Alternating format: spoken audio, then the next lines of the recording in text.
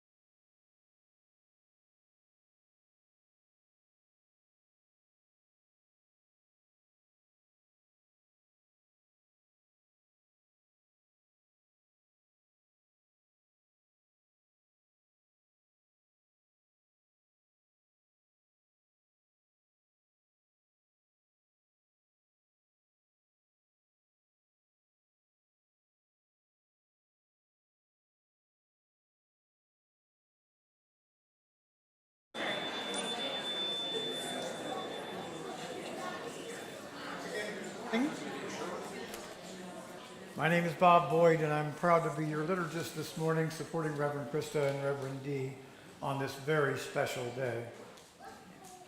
Also helping out this morning are our welcome person, Yvonne Servel. Yvonne, where are you? Okay, so if you are with us for the first time this morning, that's a nice person to be your point of contact. And Sharon Morgan, our pastoral care person, over there in the corner, with whom you can share your concerns. If you have young children staying with you in the service and they start getting a little restless, you're welcome to take them to Fellowship Hall, where they are free to roam and you can watch a live feed of the service while they do so. Now we are glad to welcome a visit from our treasurer Sue Bell and our flame.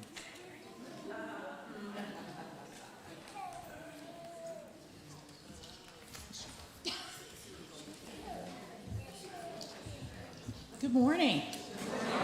I'm Susan Bell, your treasurer, and we have some exciting news this morning. And I'm hoping that our candle would come share with us.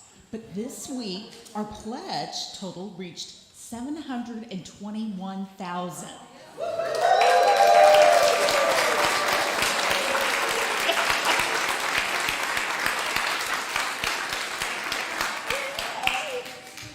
So some of you may realize that we probably won't reach that 750,000 goal.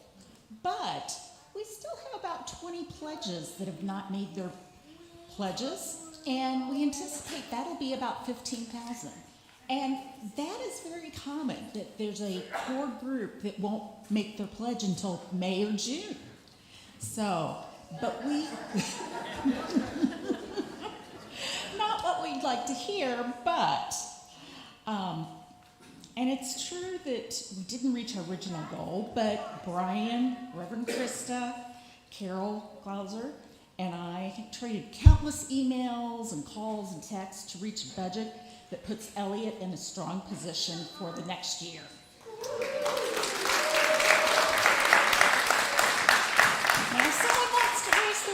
pledge. We'll gladly take the money, but the budget still includes the cost of living increases, building security for Sundays, and our pledge income of $721,000 lets us shine bright. We will have a meeting this week on Wednesday where you're welcome to join via Zoom, where you can ask additional questions about the budget and what we anticipate. But thank you from the bottom of our hearts in making our pledge drive a success.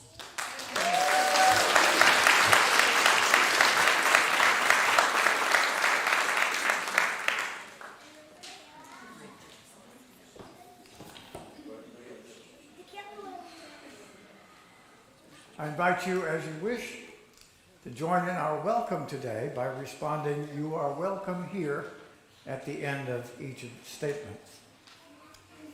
If you are black, brown, white, indigenous, APA, whatever your origins, you are welcome here.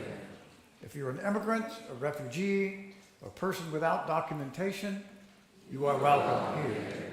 If you believe in God some of the time, all the time, or none of the time, you are welcome here. If you've been here 100 times or just came today, you are welcome here. If you want for nothing or struggle each day to make it through, you are welcome here.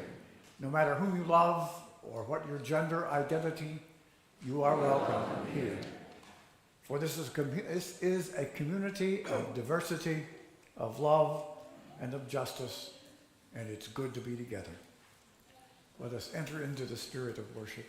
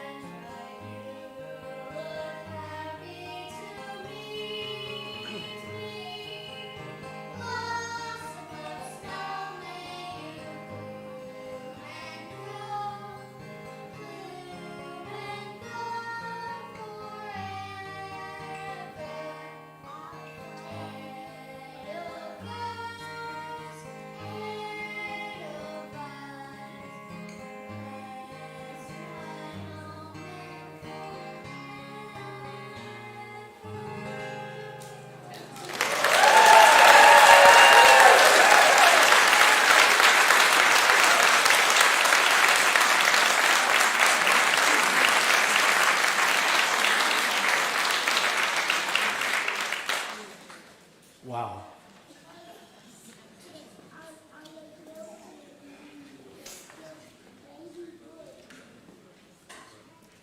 The flaming chalice is the symbol of Unitarian Universalism.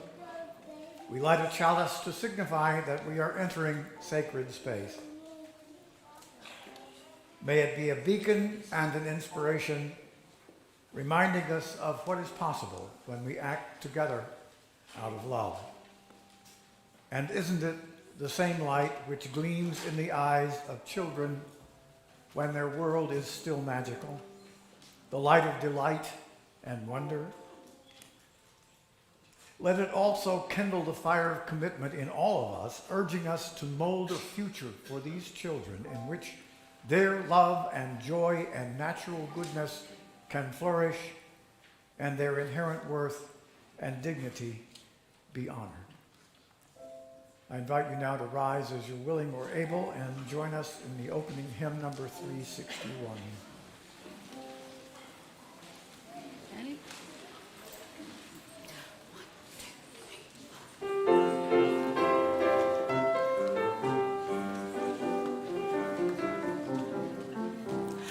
Enter, rejoice, and come in. Enter, rejoice, and come in. Today will be a joyful day. Enter, rejoice, and come in.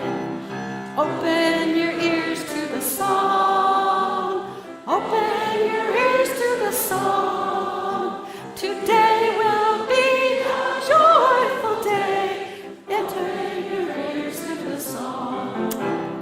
Open your hearts, everyone.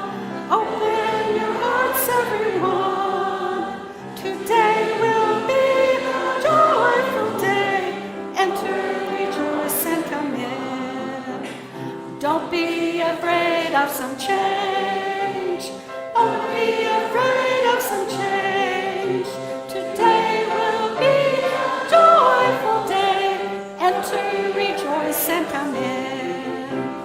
Enter, rejoice, and come in.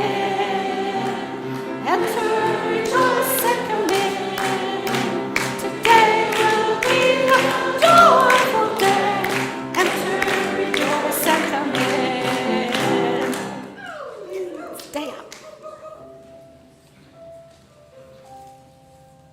In Unitarian Universalism, our covenants are the agreements we make between ourselves for how our love becomes real. Please join me now in speaking our congregational covenant. As a free congregation, we promise to one another our mutual trust and support. To create beloved community, we promise to be kinder to each other than we have to be, to each other with an open mind and heart, to speak responsibly and respectfully, and to find ways to improve our church for all members and friends. Please be seated.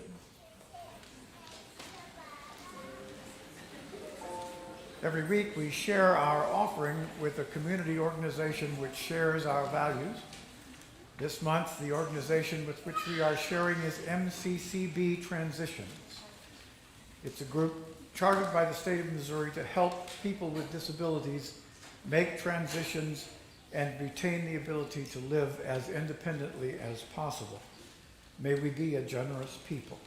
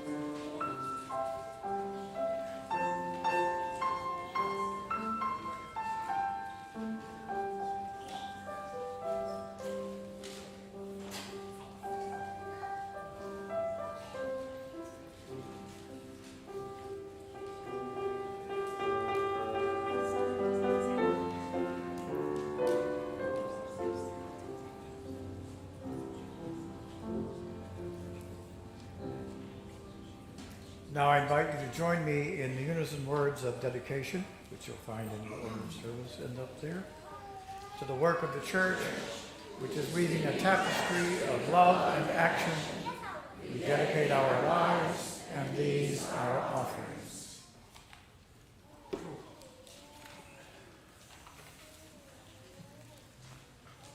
Good morning. Good morning. I'm Reverend Krista Tays. I'm so pleased that you're all here today. And I would invite the children to come forward for our time for all ages, our wisdom story. And you're going to sit on the floor this time because there's going to be a lot of activity happening behind you very shortly. Can we move these, Ken? These microphones? Thank you. Okay, thank you.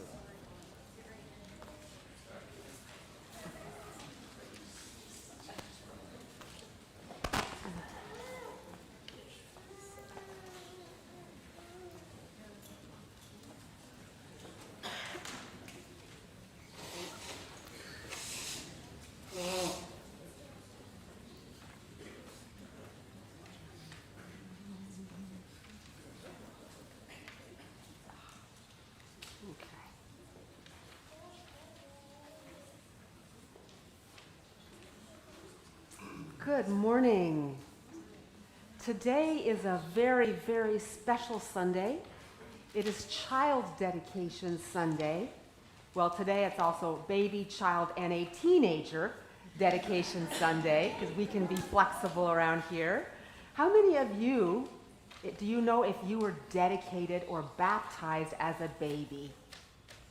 How about you? How many of you were dedicated or baptized as a baby? Well, you're going to find out what that means. Dedication, a child dedication, here and in many other churches means that we are making promises to the child or the baby. We're making promises to love them, to care for them, to be kind to them. We promise to accept them for who they are, and to support them in becoming the person they are meant to be. It's a very special time. And I thought I'd give you a bit of a demonstration. Dee, if you could join me. A bit of a demonstration of what part of the child dedication looks like. Okay, does somebody want to be a parent that's holding the baby? Okay, how about you three hold the baby together? You're a family. Okay, so the three of you come sit next to me, and you can take turns holding the baby. All right? Okay. There. Now I want you to imagine a name for the baby. Okay, very good. So, this is a question that the minister is going to ask all the people who've brought their children here today. To you is given the awesome privilege of being the givers and shapers of your child's life. To you is the challenge of their questioning mind, their selfhood, and their response to the world around them. And these are very important things to do. So, can you respond with the best that is in you? You know what that means, the best that is in you? It means like all the good stuff about you, the really great stuff, the way you love, the way you respect people, the way you care for them. When you do the things that are right, that's the best in you, okay? So you're promising the best in you to love, respect, and cherish, which means to make them very special, this baby. And if you do, answer, we will. Now you say, we will. What do you name this child? Fred. Excellent. So, let's pretend Dee is holding a cup of water. Pretend. Dee is holding a cup of water, okay? And I'm holding a rose, okay? A very beautiful rose, like the roses up here. And I'm going to take the rose, and the rose represents new life. and hope, because that's what you represent as children, new life and hope. And I'm going to dip it in the water, which represents the interdependent web of existence, because water holds everything together. There's no life without water. So I dip the rose in the water, and then you're going to hold your baby up, and I'm going to bless first the baby. I'm going to bless the baby's head for all the thoughts that baby's going to have through its whole life, so that those thoughts serve the best of humankind. I did bring this baby doll from the nursery. And then I'm going to bless the hands of the baby for all the wonderful things it's going to create through its whole life. And then I bless the heart of the baby with the flower in the water, and all the ways that that baby is going to love and love and love its whole life long. And then I'm going to give you the flower. Here, I'm giving you the flower. I'm going to hold the flower.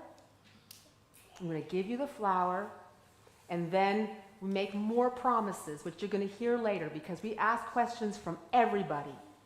Grandparents, extended family, the whole congregation, and questions even of you. So I want you to pay attention when it's your turn, because I'm going to ask you some questions. And what you're going to say is, we will. You want to practice that? Say it really loud. We will. A little louder. We will. Great.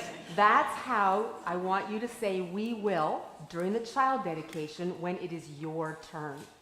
Okay? And we forgot to sing the first verse of... Let's sing the verses 1 and 3 of Sleep My Child while the families come forward. The children, just a second. The children will sit. I want you to all go down on the floor to make room for the families. And I want you to clear a path so the families can walk up to the top. And let's sing the verses 1 and 3 of Sleep My Child. Okay, both of them together. Yeah, sure. Sure you can. Let's go back in the nursery, okay? It goes back in the nursery when you're done with it, okay? Sleep, my child, and peace attend you all through the night. I who love you shall be near you all through the night. Soft the drowsy hours are creeping, hill and vale slumber sleeping, while my loving vigil keeping all through the night. Verse 3. While the moon her watch is keeping all through the night, while one half the world is sleeping all through the night, even while the sun comes stealing, visions of the day revealing, breathes a pure and holy feeling all through the night.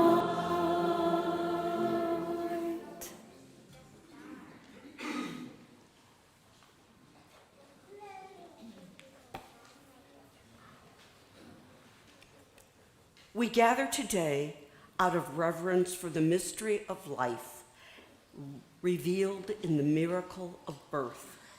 The ceremony in which we now share is both ancient and timeless. For as long as we have known, all people in all times and places created sacred times when they dedicate their children to the values they hold dear. This Unitarian Universalist ceremony is our form of an ancient tradition, the welcoming of new life into a larger community and the dedication of the child to the ideals of truth and love. Today we affirm the Unitarian Universalist belief that every human being is born with inherent worth and dignity, and we recognize our responsibility for the care and nurture of all children and for the world which they will inherit. Unitarian Universalism is a faith of the covenant, meaning that we commit ourselves to living out the sacred promises we make to each other. In our child dedication, it is we who dedicate ourselves to the children before us, and we dedicate our children to the values we hold dear, chief among which is an infinite love that is larger than we can imagine. So let us begin with the sacred promises we will make to these children. David. To the parents, and I mean all the parents here today, not just the ones standing in front of us. To you has been given the awesome privilege of being the givers and shapers of your child's life. Before you is the challenge of their questioning mind, their unfolding wonder of selfhood, their response to the world around them. To you is given the task of teaching them an appreciation of truth and beauty, uprightness and character and love. You wish to nurture our children to be strong in the face of the world's judgments and to practice compassion when faced with intolerance. These are great tasks you have taken on.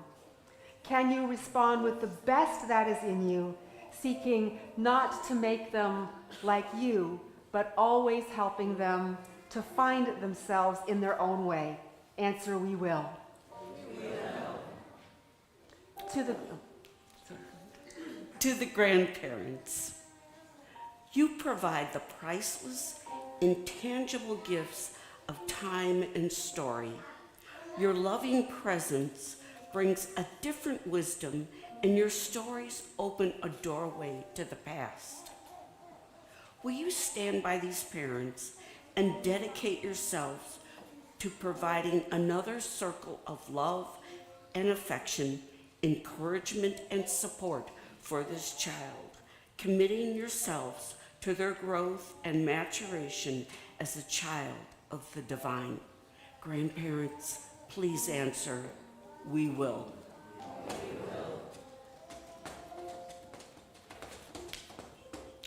To the extended families of these children,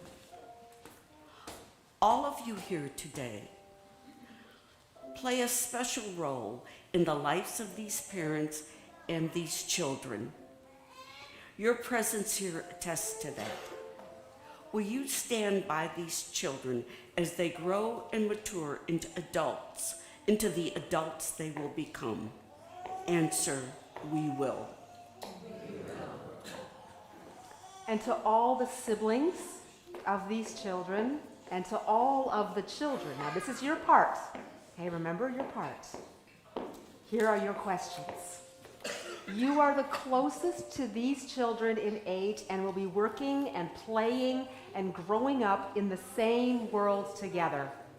It is good that they are surrounded by all of you and your good wishes. And there's another important reason for you all to be here. In dedicating these children, we all rejoice and we give thanks for the presence of all of you in our lives too. We're glad that you're with us and that you play around us and you drive us crazy with all your questions. Today we're making a lot of promises to the children up here, but they are also meant for you. And now I have your question. Will you be their friends and love them and help them as they grow up? Answer, we will. We will.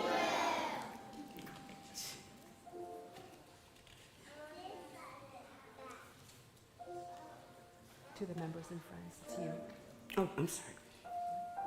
To the members, friends, and youth of Eliot Chapel, on this day, will you commit yourselves to these children's spiritual nurture, these children too, that they may gladly receive the love and care of this community as they grow in their faith. Will you renew your commitment to create a faith community that welcomes every child, affirms their inherent worth and dignity, and guides them in their journey? Answer, we will. We will. May we and these children be blessed by the promises made here today. We will need the water and the flowers, please. All right, it's time. Excuse me. Okay, I have to bring the no, I'll bring the flowers.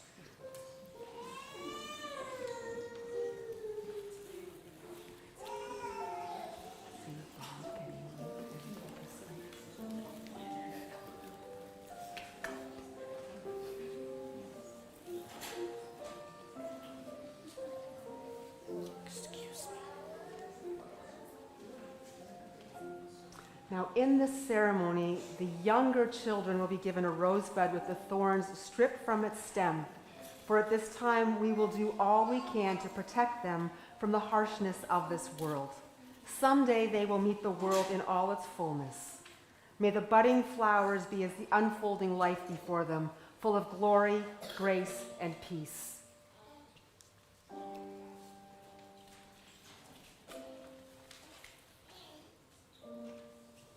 What name have you bestowed on this child? Victoria Elizabeth. May the blessing of a brave and understanding heart give you the courage to face life's challenges with love and understanding. May the blessing of strong hands equip you for the work of your life. And may the blessing of your mind help you accumulate knowledge and wisdom that your life may be a beacon, a comfort, and a bridge to the generations. There you go.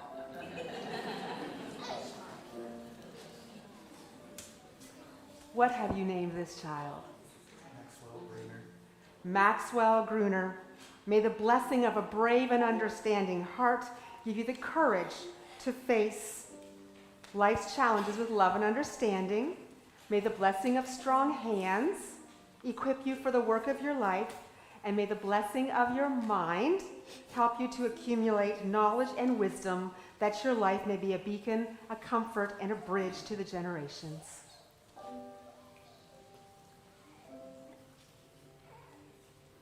What have you named this child? Zachary Martin. May the blessing of a brave and understanding heart give you the courage to face life's challenges with love and understanding. The blessing of strong hands equip you for the work of your life, and may the blessing of your mind help you to accumulate knowledge and wisdom that your life may be a beacon, a comfort, and a bridge to the generations. And this is for you.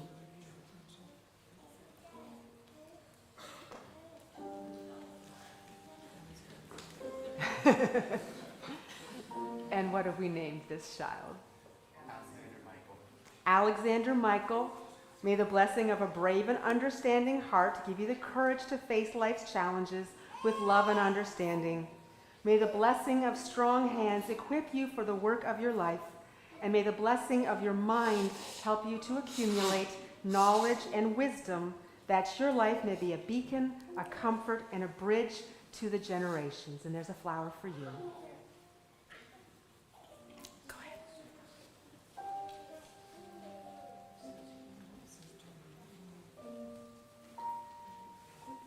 What have you named this child? Waylon James. May the blessing of a brave and understanding heart give you the courage to face life's challenges with love and understanding.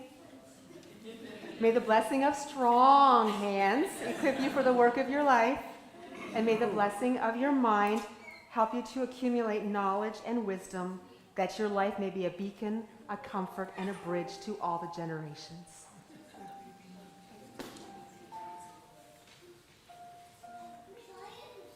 What have you named your child? Tate Langston. May the blessing of a brave and understanding heart give you the courage to face life's challenges with love. May the blessing of your very strong hands equip you for the work of your life. And may the blessing of your mind help you to accumulate knowledge and wisdom, that your life may be a beacon, a comfort, and a bridge to the generations.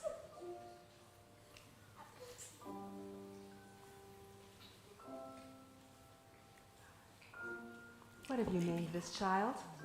Maybe move forward. Jude Roscoe.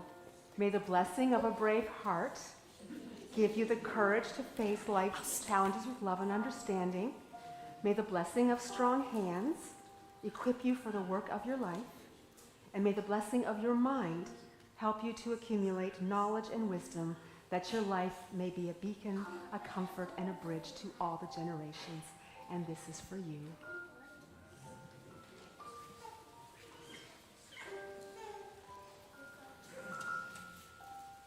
What have you named this child? Evelyn Barbara. May the blessing of a brave and understanding heart give you the courage to face life's challenges with love and understanding. May the blessing of strong hands equip you for the work of your life.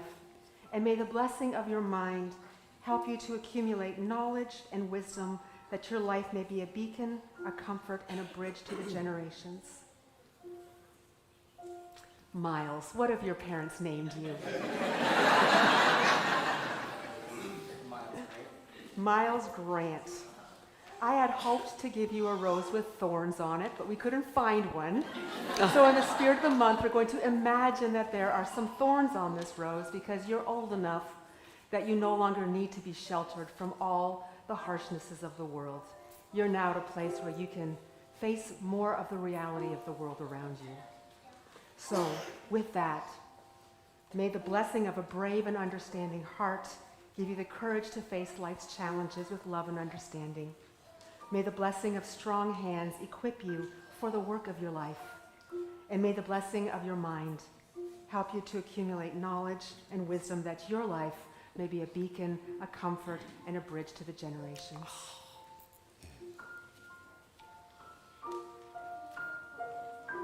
Now we have a gift for each of you.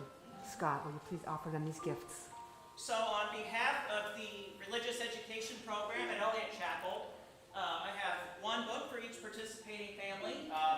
Little Did I Know, an anthology on parenting, published by the Unitarian Universalist Bookstore in Boston. And that's a gift for all of you from our program. Congratulations. And I'll put it in each of your places in the aisle so you don't have to hold it. And now for the gift of childhood, whose innocence and laughter keeps the world young, we all rejoice and give thanks. May these lives, which we have accepted into your community of our community of values and friendship, receive abundantly the blessings of health, love, knowledge, and wisdom, and in their turn give back richly to the common heritage that endures from generation to generation. Amen, and blessed be.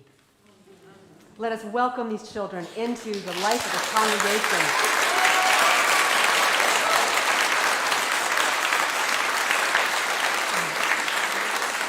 And let us sing our children to their classes. Yes. Right in. You I receive, to you I give.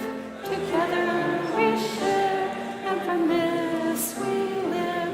From you I receive, to you I give. Together we share, and from this we live. I'll play a little more later, I think.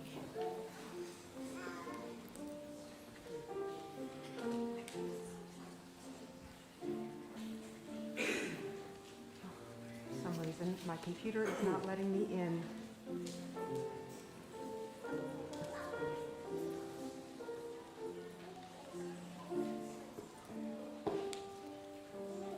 Just a second.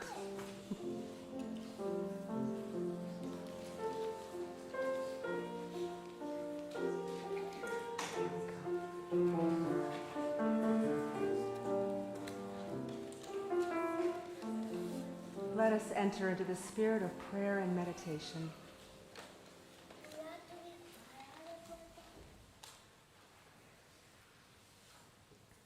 Our prayer this morning is Rest in the Peace of This Moment by Chris Cervantes.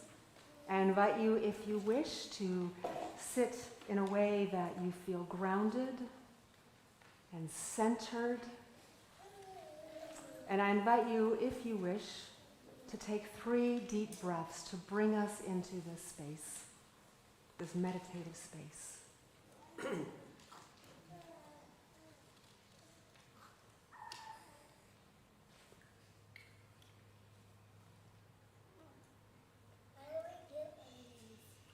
Rest in the peace of this moment. Be at ease.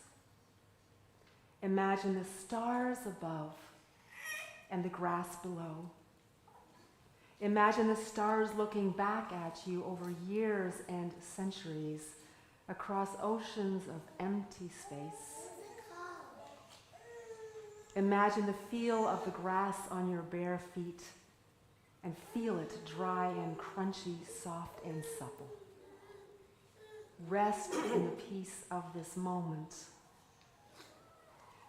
Dream for a little while of young people and young animals, innocent in the way of the young, careless and uncaring, accepting everything in their newness.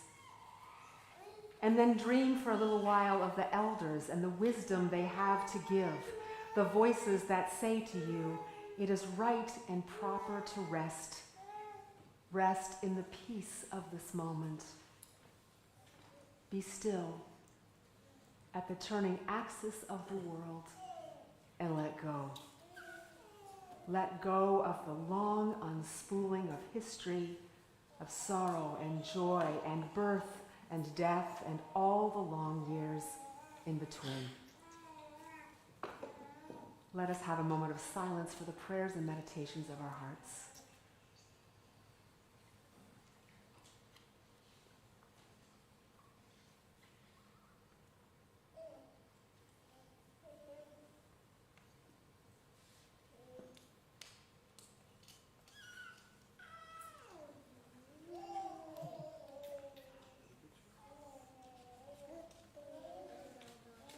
Oh, the blessing of a baby's cry through the silence of the night. Let us speak the names of those we would hold in our love and care.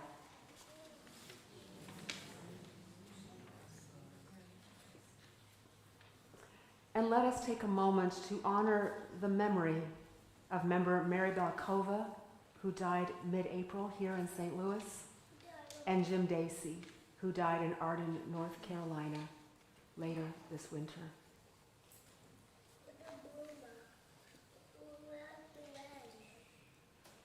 Amen and blessed be. Please remain seated for our meditative hymn, Spirit of Life.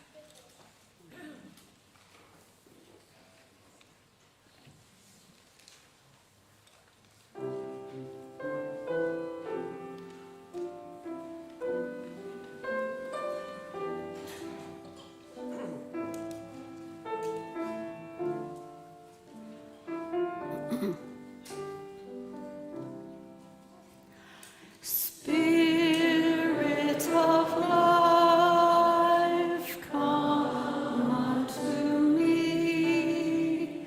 Sing in my heart all the stirrings of compassion. Roots in the wind, rise in the sea. Move in the hand, giving life the shape of justice. Roots hold me close, wings set me free.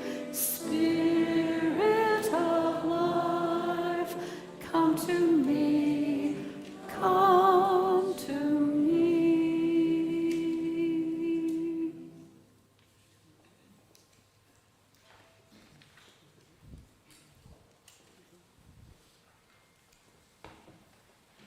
Sounds of Wonder by Tess Baumberger. Last week, my sweetheart brought me a seashell from North Carolina. gray marbled and inward curving, smoothing on itself. Last night, I showed it to my son, who took the love shell in his 6-year-old hands and held it to his cochlear ear as if by instinct. He must have seen someone somewhere do this. I asked if he could hear the ocean. He looked surprised at the question and then said, yes. He said he could hear the creature that lived inside it, wondering. He grew silent, intent on the sound, eyes focused on that space where childhood imagination swirls dreams into being, like the mysterious intubing of that shell, motion of waves breaking. After a moment, I asked what the creature was wondering. He said, it's wondering what it will do for the rest of its life. His eyes still focused on that spot. I wonder what he will do for the rest of his life, this child who said such lyrical and surprising things, things that sound like poetry to me, waking me to wonder.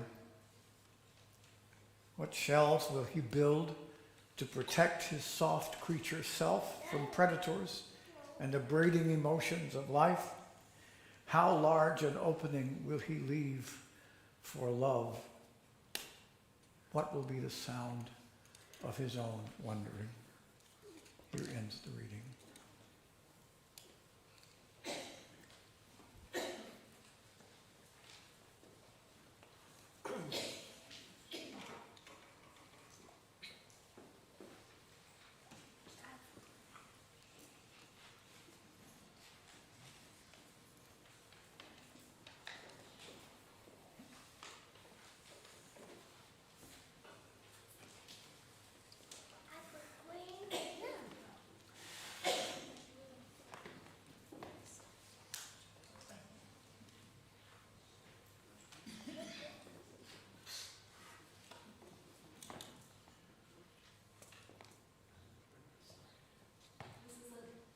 This is a song for the children.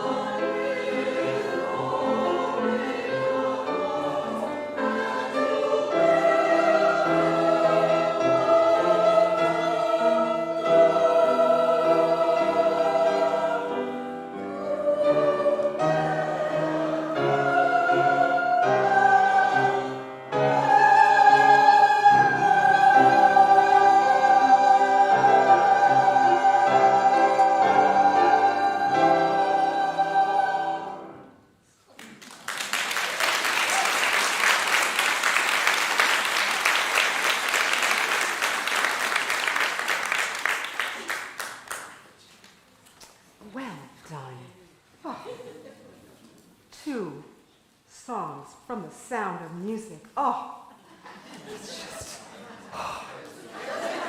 Pardon? What did I say? The Sound of Music, isn't it? Oh, never mind. I thought it was the head nun. I thought that was her song. Never mind. I need to watch that movie again. Well, so I want you to imagine this. I'm going to tell you some stories of wondrous moments of children's imagination today. So imagine this. A family is pulling in the driveway after running errands with their very young kids in tow all afternoon. So you know how much energy that took, right? And the mother realizes she forgot something. Oh, how exasperating. Well, at least it's nearby, and it shouldn't take long to drive there. But when she tried to get everybody back in the car, her 5-year-old says they should walk because, quote, when we're walking, I can really put my head out the window. And the mother really doesn't want to walk. It's been a long day. She's tired. She's frazzled. So she says, there is no window. To which the child explains matter-of-factly, oh yes, it's God's window. All the places we walk, we're in God's window. So they walked. Now imagine this. A grandfather arrives early on a summer morning to take his 3-year-old grandchild for a walk along the lake shore. There's a light breeze skimming the lake's surface, so the sun is rippling over every glimmer and ripple as far as the eye can see. It's like shimmering diamonds. And the grandfather and his grandchild wander off hand in hand to the water's edge when the 3-year-old abruptly says, "Stop! Look, Papa, the stars fell in the water." Not one you'd ever want to forget that moment. We're talking about imagination today. In fact, we're talking about imagination all month. And today we're talking about how we can recover that sense of magic and wonder that many of us had as children, and sometimes we wonder where it's gone. According to the most reliable source we know, Sesame Street, imagination is when you make believe something is anything you want it to be. It was in their word of the day section of the show, and to demonstrate this, the actor Forrest Whitaker and the Count present us with a stick. Pretend this is a stick. What are all the things that a wooden stick can be? Forrest joyfully declares that it can be a magic wand, it can be a spaceship, a conductor's baton, it can be a pencil, and a drumstick. And then he gives the stick to the Count and says, "Your turn." And the Count takes the stick, brandishing it with delight, declares, "Ah, this stick is a number 1, because I have counted 6 imaginings for 1 stick. I love to count." Guess who my favorite Sesame character was? More seriously, according to Penny Hay, a British artist, teacher, and researcher, imagination is our unique capability to bring into our minds things that aren't present and to hypothesize what might be. She says that imagination frees our minds to think differently. Imagination invites potential and possibility. It's about where we might be able to go. And everyone is born with creative potential. All children, all of them, have an innate capability to be curious and are driven to learn through their curiosity. And imagination is the journey that takes them there. They don't stop imagining, thinking, feeling, and learning through all their senses and at all times. Children need their imagination. They need all these worlds to live in. And so do we. It shouldn't ever stop for us. We need our imaginations. But we also know that our imaginations change as we get older. As young children, imagination is primary. It's what you do. But as we get older, life gets fuller. It gets more complicated. You go start school, and your life is very structured. And then when you get out of school, you start to work, and that's another structure. And we have all these specific tasks that have to have done at certain times. And then maybe you start having a serious relationship, or maybe you get married or build your life as a single person. And then there's all that goes with just living alone. And maybe you're having kids. And there's so much else you need to do. There's the list, right? Tick, tick, tick, tick. Where is the time for imagining? Where is the time for those moments of peace and rest that can open the room in us for wonder? And then, of course, there are the losses, the heartbreaks, the injustices, the hard times that can make imagining seem like a frill. It's easy to start thinking that imagination is a luxury for when everything else is taken care of. I remember I had this significant moment in my early 30s when I came face to face with how the power of my imagination had diminished. I'd finished seminary and was looking for my first ministry. And in my interviews, I was asked this one question, and I'm sure that many of you have faced the same question. Where do you see yourself in 5 years? Right? And it's a question that takes imagination. I mean, what do you want to become in 5 years? Who do you want to be in 5 years? What do you want to accomplish in 5 years? And more importantly, what does the interviewer think you should have accomplished in 5 years? I had been so focused on my studies, passing my exams, writing papers, then getting a job that I hadn't stopped to imagine what kind of future I actually wanted. My life had become flat. So I made up some answer about how I live in the moment and keep myself open to whatever the moment brought. Good enough. I got my first ministry. But after that, I began to think about the power of my imagination when I was a child. Where had it gone?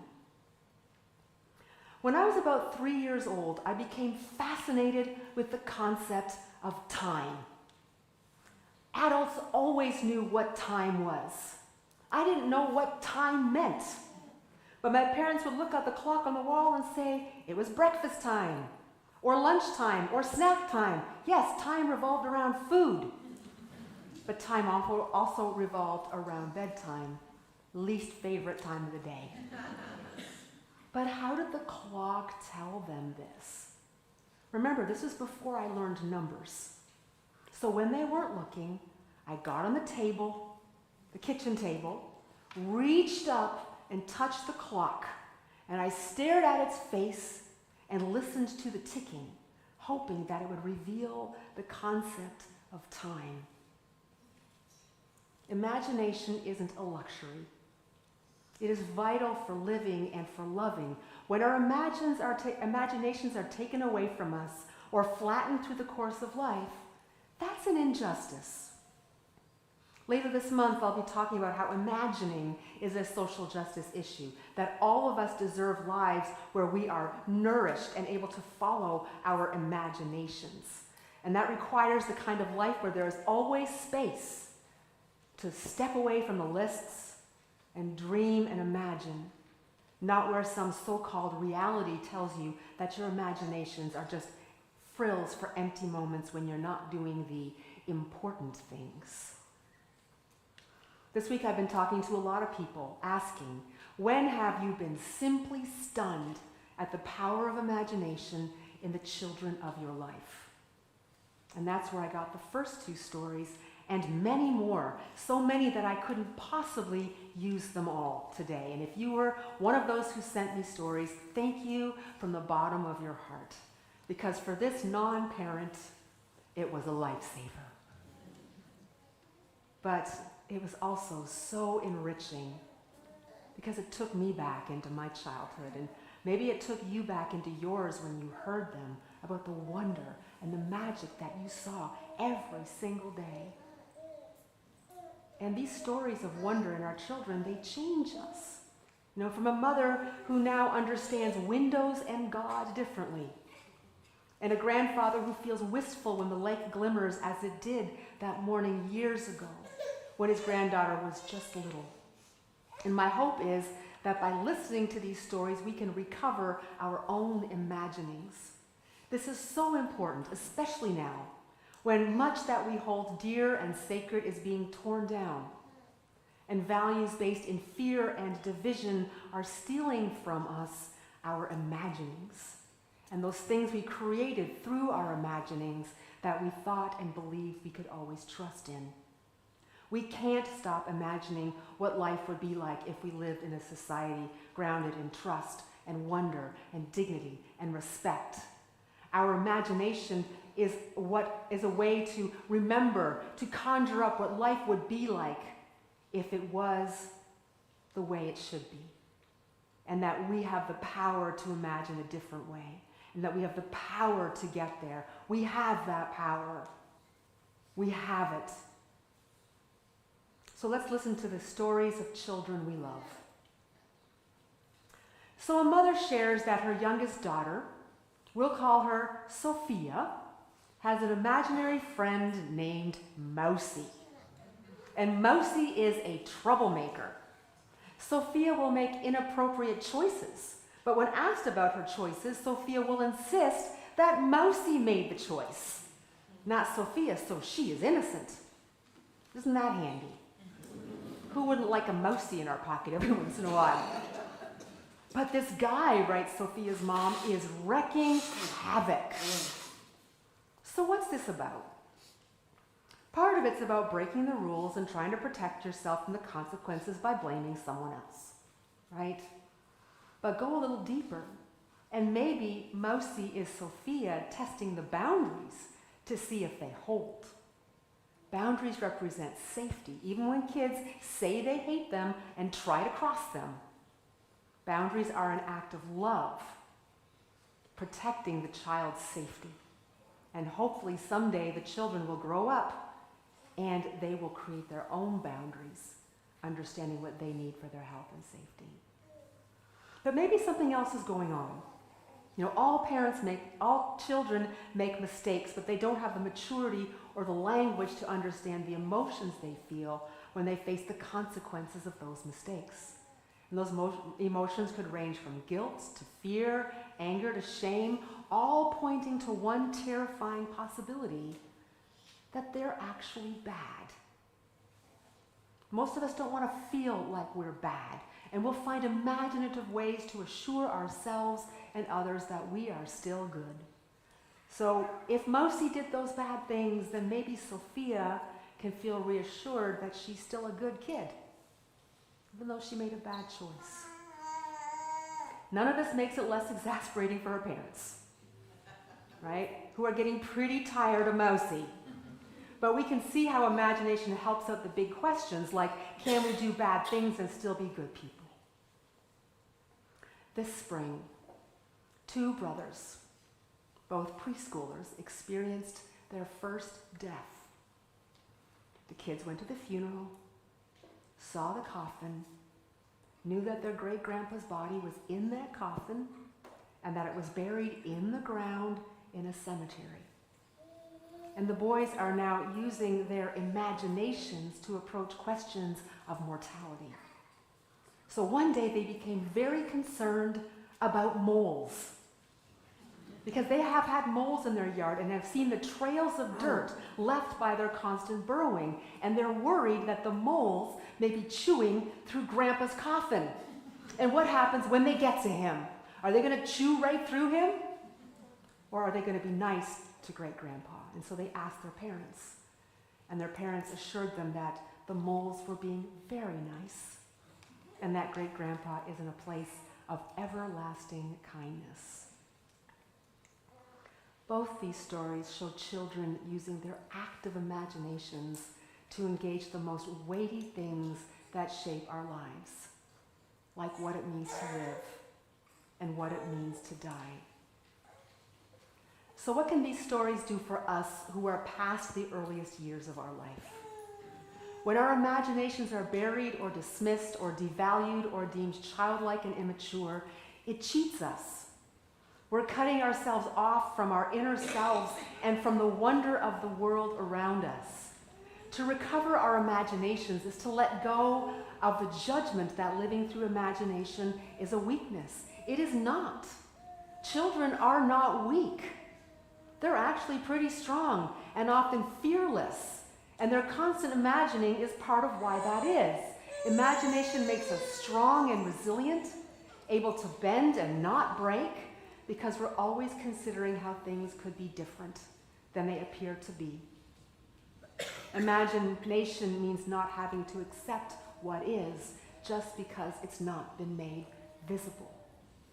There is so much that we can't see, and imagination can pull back the curtain. We need dreams. We need imaginary friends. Maybe not friends like Mousy, but it's probably better than an AI friend. We need lakes shimmering with stars. And imagine the magic of living as if we are always in God's window. Let us open our hearts, spirits, and souls to all that our imaginations can offer us, to those we love, to all that lives, and to the earth. Amen and blessed be. I invite you to rise in body or spirit for hymn 128, For All That Is Our Life.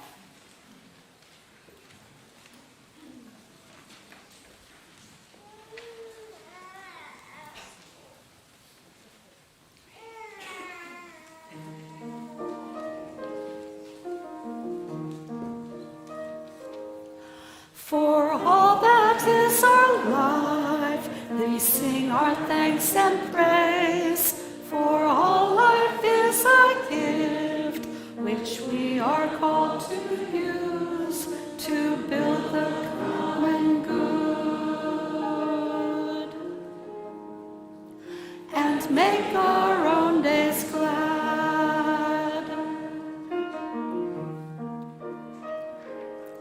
For needs which others serve, which services we give, for work and its rewards, for hours of rest and love, we come with praise and thanks. For all that is our life, for sorrow we must bear, for failures, pain, and loss, for each new thing we learn, for fearful hours that pass, we come with praise and thanks. For all that is our life, for all that is our life, we sing our thanks and praise. For all life is a gift, which we are called to use to build the common good and make our own days glad.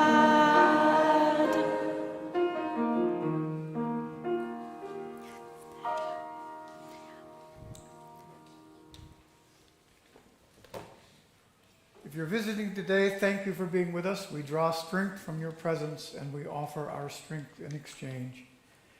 Please join us for coffee hour. And if you're new, take a blue cup so that we can recognize you and be sure that you're included in the conversation.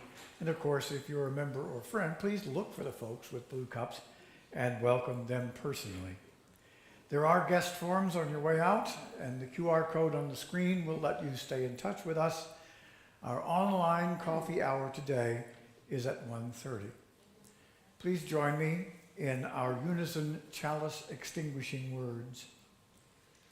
We extinguish this chalice, but not the light of truth, the warmth of community, or the fire of commitment. These we carry in our hearts until we are together again. Our benediction.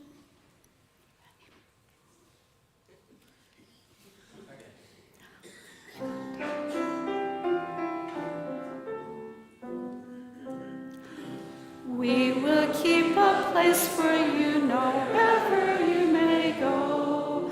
We'll sustain the wall of faith and love we'll come to know. Go in peace, bring hope to hearts that yearn. We will keep a place for you till you return. Now may the Spirit of life hold you, may love bless you, and may joy find a place in your days. In solidarity with all the people of all the Latin and Spanish-speaking countries, go in peace. Vaya con Dios.